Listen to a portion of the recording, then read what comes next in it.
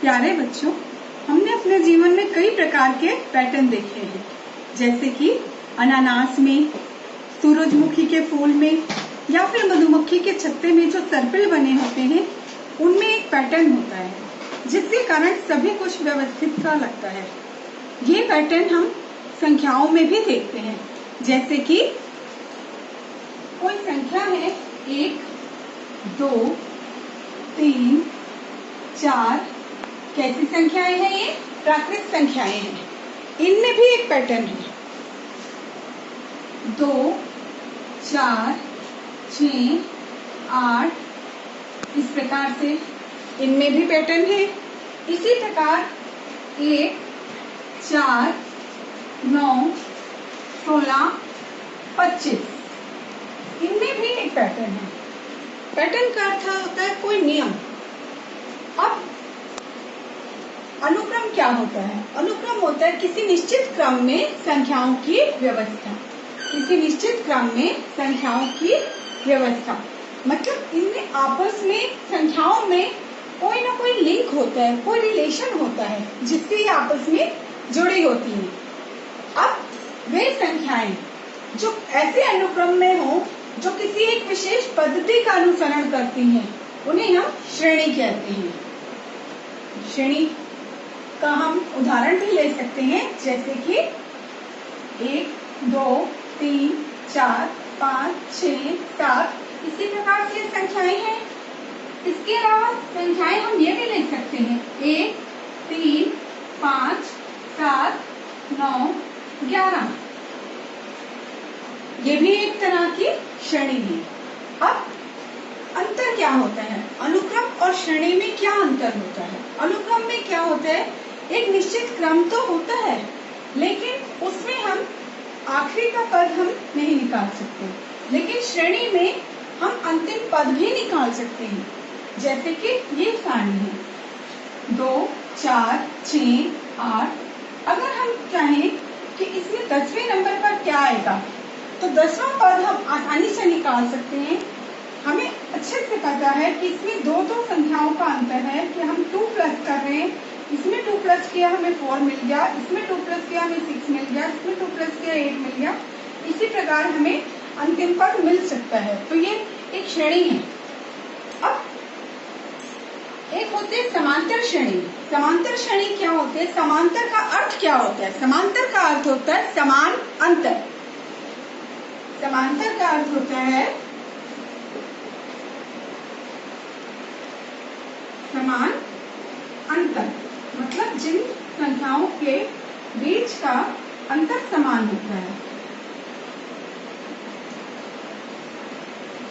जैसे कि दूसरे पद में से हम पहला पद घटाएं तो हमें यहाँ पर 2 प्राप्त होता है।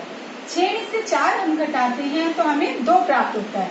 इन संख्याओं में 2 का अंतर है, तो यह एक समांतर श्रेणी है। क्या ये श्रेणी समांतर है? देखिए इसमें अंतर कितना है? 4 में से 1 गया 3, 9 में से 4 गया 5। अब इसमें अंतर अलग अलग है। इसमें एक पैटर्न तो है, ये एक संख्या का वर्ग है, ये 2 का वर्ग है, 3 का वर्ग है, 4 का वर्ग है, 5 का वर्ग है। लेकिन ये समांतर श्रेणी के अंतर्गत नहीं आती। क्यों? क्योंकि इनके बीच का अंतर समान नहीं है। अगर हम 1 में 3 जोड़ते हैं तो 4 मिलता है, 4 में हमें 5 जोड़ने पर 9 मिलता है। ये इसमें 5 का अंतर है, यहाँ 3 का अंतर है, तो इसलिए ये श्रेणी जो है ये समांतर श्रेणी नहीं है। इसके बाद है कि अगर हमें उन संख्याओं के बीच में जो अंतर है वो समान मिलता है, जैसे 4 में से 2 गए 2, 6 में से 4 गए 2, समान अंतर मिलता है, तो जिन 2 क्रमागत संख्याओं के बीच का अंतर समान होता है उन्हें हम सार अंतर कहते हैं। अब अगर हमें किसी भी श्रेणी का nवां पद निकालना हो, जैसे हमारे पास ये श्रेणी है 2, 4, 6, 8, हम इसमें से हम चाहते हैं कि हम 50वां पद बताएं कि 50वां पद इसमें क्या होगा। nवां पद का अर्थ है n का मान कुछ कोई भी संख्या हो सकती है, तो हम प्रारंभ से nवां पद निकालते हैं। प्रारंभ से nवां पद का मतलब है शुरू से हम लेकर, तो पहला जो मान होता है ये माना जाता है a। A1 भी कहते हैं, A भी कहते हैं। इसके बाद में अंतर निकाला जाता है। ये जो पद है कि A1, A2, A3, A4 इस तरह से ये पद होते हैं। ये A50। A50 का अर्थ है 50वां पद। अब A का मान 2 हो गया। अंतर हमें बताना है। अंतर बताने के लिए हम क्या करते हैं, A2 माइनस A1, 4 में से 2 गए 2।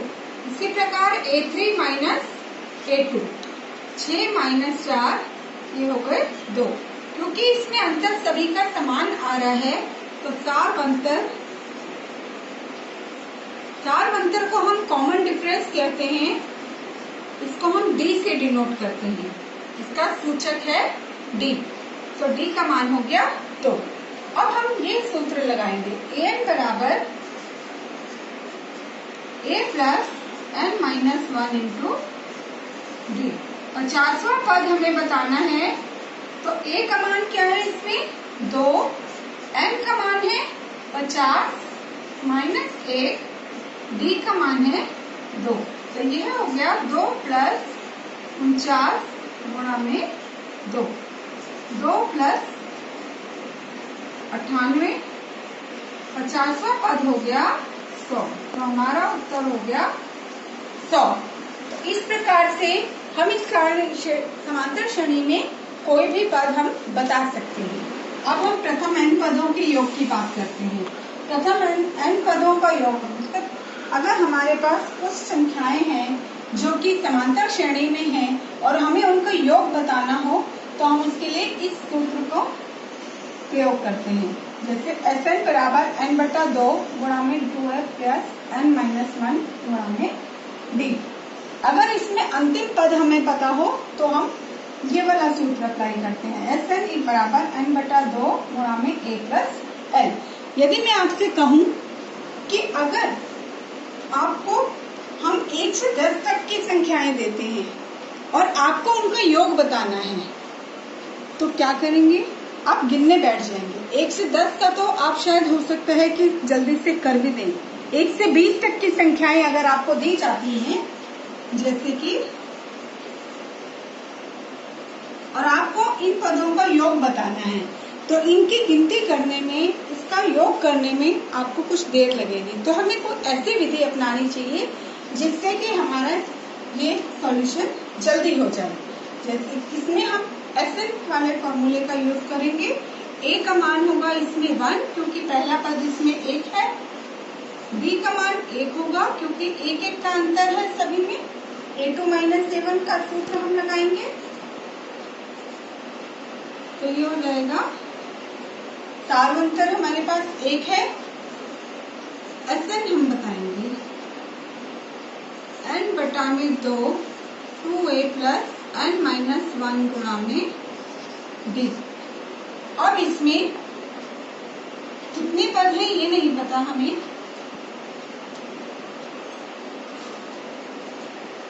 2 गुणा में 1 प्लस n माइनस 1,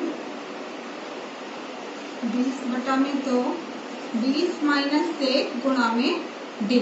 d हो गया 1। तो ये कितना आ गया, 2 से कट के आ गया 10, 2 प्लस 19, ये हो गया 10 गुणा में 21 अर्थात 210।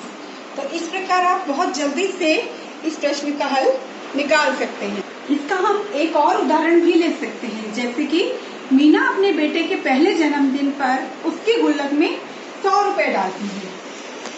उसके दूसरे बर्थडे पर उसके गुल्लक में 150 रुपए डालती है। इसी प्रकार अगले जन्मदिन पर उसकी गुल्लक में 200 रुपए डालती है। तो इस प्रकार करते करते जब उसका बच्चा 21 वर्ष का हो जाएगा तब तक उसकी गुल्लक में कितने पैसे आएंगे, कितने पैसे वो जमा कर लेगी।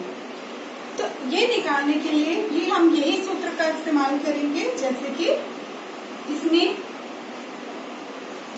a का मान 100 रुपए है, d का मान 150 माइनस 100 बराबर में 50 रुपए है, अब इसमें n का मान 21 है क्योंकि 21 वर्ष तक जमा करती है।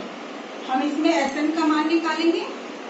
Sn बराबर n बटा में 2, तो 21 बटा 2 गुणा में 2a, 2a यानी कि 2 गुणा में 100 प्लस n माइनस 1, 21 माइनस 1 गुणा में d का मान है हमारे पास 50 रुपये।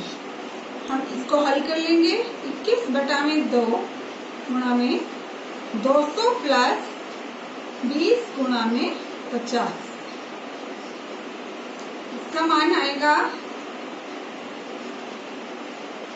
200 प्लस 1000। 21 बटा 2 गुणा में 1200, 2 से कैंसिल हो गया 600, तो इसका मान आ गया 12,600 रुपये। इसका मतलब जब वो बच्चा 21 वर्ष का होगा तो उसकी गुल्लक में 12,600 रुपये होंगे। तो इस प्रकार अपनी दिनचर्या की छोटे छोटे चीजों में भी हम इस एपी का इस्तेमाल कर सकते हैं। प्यारे बच्चों, अब आपको इस एपी की सभी परिभाषाओं को दोहराना है, इसके सूत्रों को याद करना है और इस पर आधारित प्रश्नों को स्वयं करके देखना है। इसी के साथ हमारा आज का ये सेशन समाप्त होता है।